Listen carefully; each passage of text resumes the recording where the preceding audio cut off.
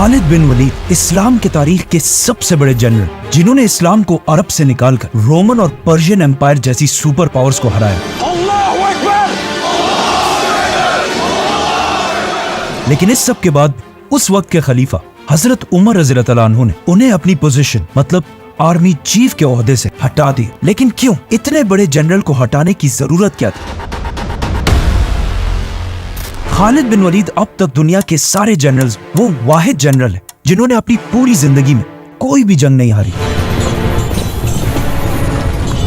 सबसे पहले उन्होंने अपनी जिंदगी की पहली जंग ओहद में मुसलमानों को हराया। फिर इस्लाम कबूल करने के बाद जंग मुता जैसी खतरनाक जंग जीती, जिसमें रसूलुल्लाह सल्लल्लाहु अलैहि वसल्लम ने पहली दफा उन्हें सैफुल्लाह अल्लाह की तलवार का टाइटल दिया। फिर आप सल्लल्लाहु अलैहि वसल्लम के बाद पहले खलीफा हजरत अबू बकर रज़ियल्लाहु अन्हु ने खालिद बिन वलीद को मुसलमानों की पूरी फौज का पहला आर्मी चीफ बनाया, जिसके बाद वो मदीना से फौज लेकर रवाना हुए और बहुत तेजी से पूरे अरब को फतह कर लिया और जंग यमामा में बहुत बड़ी फतह हासिल की। लेकिन पूरा अरब फतह करने के बाद अबू बकर रज़ियल्लाहु अन्हु ने उन्हें वापस मदीना आने के बजाय पर्शियन एम्पायर की तरफ जाने का हुक्म दिया। पर्शियन एम्पायर पहुंचने के बाद खालिद बिन वलीद ने अगेन बहुत ही तेजी से पर्शियन एम्पायर के ये सारे इलाके फतह कर लिए। लेकिन at the same time Abu Bakr रज़ियल्लाहु अन्हु ने एक दूसरी फौज रोमन एम्पायर की तरफ भी रवाना की। लेकिन ये फौज बहुत बड़ी होने के बावजूद भी उस तरह की कामयाबी हासिल ना कर सकी। इसीलिए रोमन एम्पायर के हालात कंट्रोल करने के लिए हजरत अबू बकर रज़ियल्लाहु अन्हु ने खालिद बिन वलीद की तरफ ऑर्डर्स भेजे कि वो पर्शियन एम्पायर को छोड़कर रोमन एम्पायर की तरफ जाए। फिर जब खालिद बिन वलीद रोमन एम्पायर की तरफ गए तो अगेन वहां हर जंग जीतने लगे और आखिर रोमन एम्पायर की बहुत ही इंपॉर्टेंट सिटी दमास्कस को फतह करके ये सारा इलाका फतह कर लिया। लेकिन अब जब खालिद बिन वलीद रोमन एम्पायर की तरफ चले गए थे तो पर्शियन एम्पायर में मुसलमान दोबारा हारने लगे। तो जब पूरी दुनिया के लोगों ने ये देखा कि जहां खालिद बिन वलीद जाते हैं वहां मुसलमान जीतते हैं और जहां पर वो नहीं होते वहां मुसलमान हार जाते हैं, जिसके बाद खालिद बिन वलीद एक बहुत बड़ी सेलिब्रिटी बन गए। और सिर्फ मुसलमानों में नहीं बल्कि रोमन और पर्शियन एम्पायर में भी खालिद बिन वलीद के फतूहात की कहानियां फैलने लगी। यहाँ तक कि एक दुश्मन जनरल ने खालिद बिन वलीद के पास आकर ये तक कहा कि हमारे इलाके में ये कहानी मशहूर है कि एक दिन आसमान से अल्लाह की तरफ से आपके लिए एक तलवार नाजिल हुई थी, इसीलिए आपको सैफुल्लाह कहा जाता है। इन सारी चीजों के बाद ये बातें नए मुसलमानों की गैदरिंग्स में आम हो चुकी थी कि सिर्फ खालिद ही जंग जीत सकते हैं और उनके अलावा चाहे जो भी हो मुसलमान जंग नहीं जीत सकते। जब हजरत उमर रज़ियल्लाहु अन्हु खलीफा बने उन्हें पता था कि मुसलमानों का खालिद बिन वलीद के बारे में ये माइंडसेट इस्लाम के लिए बहुत ही खतरनाक हो सकता है, क्योंकि अगर लेट्स से खालिद बिन वलीद किसी जंग में शहीद हो जाते तो फिर मुसलमानों की फौज का सारा मोराल टूट जाता। तो आखिर हजरत उमर रज़ियल्लाहु अन्हु ने इन हालात को कंट्रोल करने के लिए खालिद बिन वलीद को उनकी पोजीशन आर्मी चीफ के ओहदे से हटाने का फैसला किया। बट वेट, हजरत उमर ने सिर्फ खालिद बिन वलीद को ही नहीं हटाया बल्कि मुसलमानों की स्टेट को हर एंगल से बदलना शुरू किया और मदीना में बैठकर हर इलाके की तरफ ऑर्डर्स भेजे। सबसे पहले उन्होंने फतह किए गए इलाकों में नए गवर्नर्स लगाए और उनको ये ऑर्डर्स दे दिए कि हर फैसले से पहले मदीना में खलीफा से पूछना लाजमी है। और ये अरब के लिए बहुत ही नई बात थी, क्योंकि इससे पहले हर कबीला अपने फैसले खुद ही किया करता था। लेकिन हजरत उमर कबायली सिस्टम के खिलाफ थे और एक सेंट्रलाइज्ड मदीना की ताकत चाहते थे। सूबों में गवर्नर्स लगाने के साथ साथ हजरत उमर ने उन्हें बताए बगैर कुछ जासूस भी बिठाए जो इन गवर्नर्स की अच्छी या बुरी हर खबर हजरत उमर तक पहुंचाते रहते थे। इसके अलावा हजरत उमर ने हर सूबे में जस्टिस इंसाफ का सिस्टम बनाया, जिसमें हर सूबे में इस्लामिक कानून के मुताबिक अदालतें कोर्ट्स बनाए गए और इन सारी अदालतों का हेडक्वार्टर सुप्रीम कोर्ट मदीना में बनाया गया, जिसमें बहुत सारे सहाबा जजेस लगाए गए।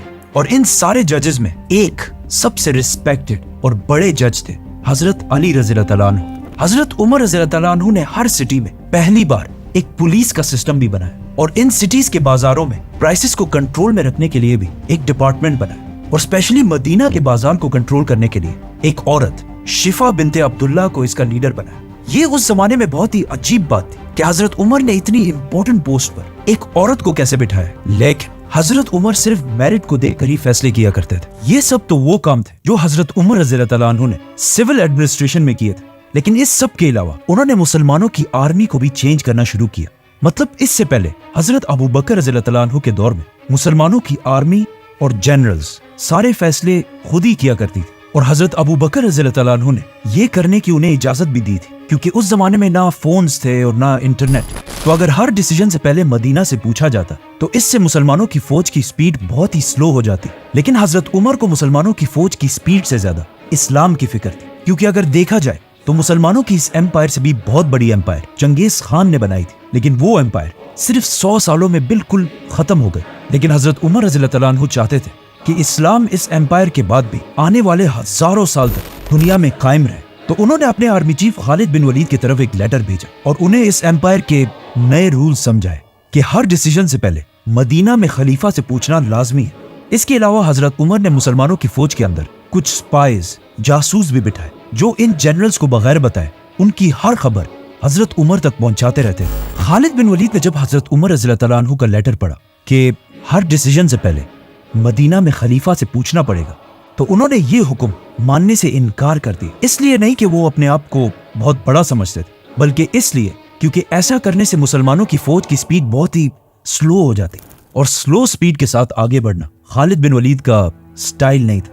حضرت عمر نے دوبارہ خالد بن ولید کی طرف ایک دوسرا لیٹر بھیجا کہ تم صرف اسی شرط پر مسلمانوں کے آرمی چیف رہو گے اگر ان آرڈرز کو مان لو. لیکن اگین خالد بن ولید نے ایسا کرنے سے انکار کر دیا اور کہا کہ جب پہلے خلیفہ ابو بکر مجھ سے نہیں پوچھتے تھے تو آپ مجھ سے کیوں پوچھ رہے ہیں. ناؤ ابن حجر الاسقلانی کی کتاب اور کچھ باقی کتابوں میں ایک بہت ہی انٹرسٹنگ واقعہ لکھا ہے کہ ایک دن خالد بن ولید ایک محفل میں بیٹھے ہوئے تھے جہاں ایک شاعر نے کچھ بہت ہی زبردست اشعار پڑھے. تو خالد بن ولید نے خوش ہو کر اسے اس زمانے کی کرنسی کے مطابق 10,000 کوئنز دیے. لیکن جب خالد بن ولید نے ایسا کیا اسی وقت وہاں پہ وہ سپائی بھی بیٹھا ہوا تھا، اور یہ خالد بن ولید نے چھپ کے نہیں کیا تھا بلکہ سب کے سامنے کیا تھا. اسی لیے وہاں پر بیٹھے حضرت عمر کے سپائی نے یہ سب دیکھ لیا اور سیدھا اس سب کی رپورٹنگ حضرت عمر رضی اللہ تعالیٰ عنہ کو کی. خالد بن ولید کی اس حرکت پر حضرت عمر بہت ہی ناراض ہوئے اور سیدھا ایک لیٹر مسلمانوں کے دوسرے جنرل ابو عبیدہ ابن جراح کی طرف بھیجا، جس میں انہوں نے لکھا کہ اگر خالد بن ولید نے یہ پیسے اس شاعر کو اپنی جیب سے دیے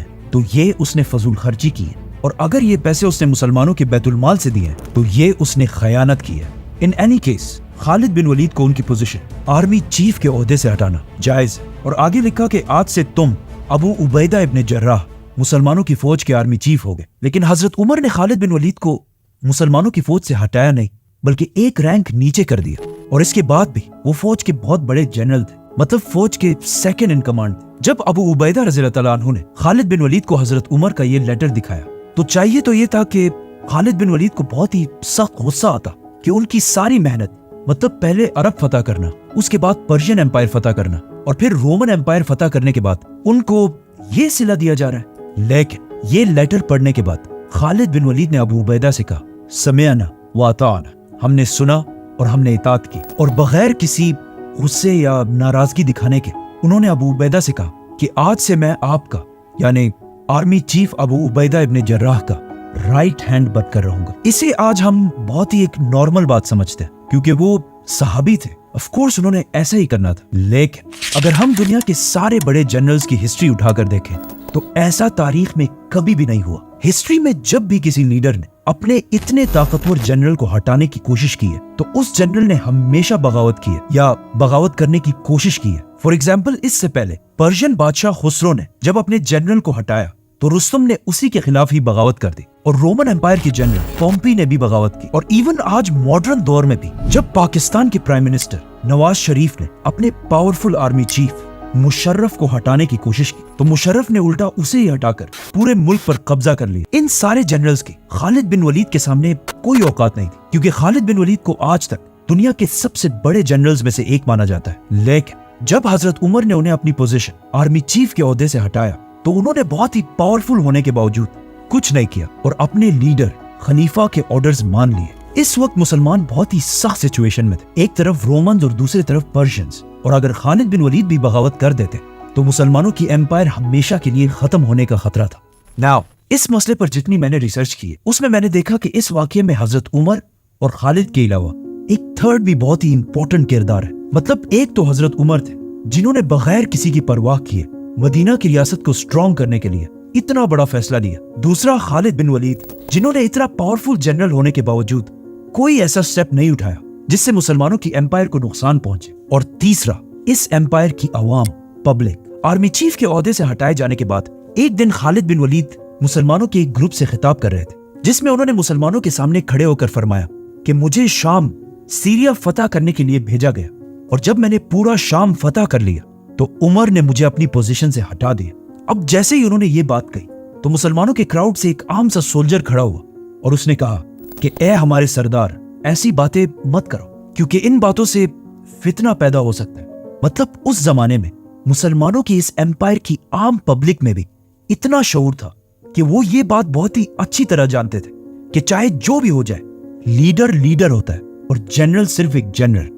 खालिद बिन वलीद को हटाने से सिर्फ उन्हें ही नहीं बल्कि पूरे इस्लामिक एम्पायर में एक कंफ्यूजन फैल गई कि आखिर क्यों हजरत उमर ने इतने सख्त टाइम पर खालिद बिन वलीद को हटा दिया, जिससे आहिस्ता आहिस्ता लोगों में बहुत सारी गलतफहमियां फैलने लगी और लोग अजीब अजीब बातें करने लगे। फॉर एग्जाम्पल, कुछ लोगों ने कहा कि हो सकता है खालिद बिन वलीद और हजरत उमर के दरमियान पुरानी कोई पर्सनल लड़ाई हो, इसीलिए हजरत उमर ने उसे हटा दिया। और कुछ और लोगों ने यह तक कहा कि हो सकता है खालिद बिन वलीद ने कोई करप्शन की हो। लेकिन अगेन, हजरत उमर का जासूसों का नेटवर्क, स्पाइज का नेटवर्क इतना स्ट्रांग था कि उन्हें अवाम के इस कंफ्यूजन का पहले ही पता चल गया। तो हजरत उमर ने मुसलमानों को मदीना के मस्जिद नबी में जमा होने का हुक्म दिया और फिर सबके सामने खड़े होकर उन्होंने क्लियरली बता दिया कि मैंने, उमर बिन खत्ताब ने, अपने आर्मी चीफ खालिद बिन वलीद को किसी पर्सनल दुश्मनी या करप्शन की वजह से नहीं हटाया, बल्कि सिर्फ इसलिए क्योंकि खालिद बिन वलीद की जबरदस्त फतूहात की वजह से लोग अल्लाह के बजाय खालिद बिन वलीद पर ट्रस्ट करने लगे थे। और मैं सारे मुसलमानों को यह दिखाना चाहता हूं कि किसी भी जंग में जीत सिर्फ और सिर्फ अल्लाह की तरफ से आती है, किसी इंसान की तरफ से नहीं। और फिर यही सारी बातें उन्होंने लेटर्स में भी लिखी और फिर इन लेटर्स को हर सूबे के गवर्नर्स तक पहुंचा दिया ताकि खालिद बिन वलीद के कैरेक्टर पर कोई मुसलमान भी उंगली ना उठा सके। और इस वाक़े के बाद उन्होंने खालिद बिन वलीद की बेवा बहन के साथ शादी भी की, जिससे क्लियरली ये पता चलता है कि हजरत उमर और खालिद बिन वलीद के दरमियान इस वाक़े के बाद कोई इश्यूज नहीं थे। लोगों ने हजरत उमर रज़ी अल्लाह तआला अन्हु की बात सुनकर मान तो ली, लेकिन अब हजरत उमर के सामने बहुत बड़ा चैलेंज था कि अब उन्हें नेक्स्ट हर जंग जीतना लाजमी था, क्योंकि अगर मुसलमान खालिद बिन वलीद के जाने के बाद जंगे हारने लग तो लोग हमेशा के लिए हजरत उमर के इस डिसीजन को गलत समझते। नाउ आप सल्लल्लाहु अलैहि वसल्लम की वफात के बाद अबू बकर रज़ी अल्लाह तआला अन्हु की खिलाफत में अरब के बहुत सारे कबीलों ने मदीना की रियासत से बगावत की, जिन्हें फिर खत्म तो कर दिया गया था, बट इन जंगों में बहुत सारे लोगों को गिरफ्तार करके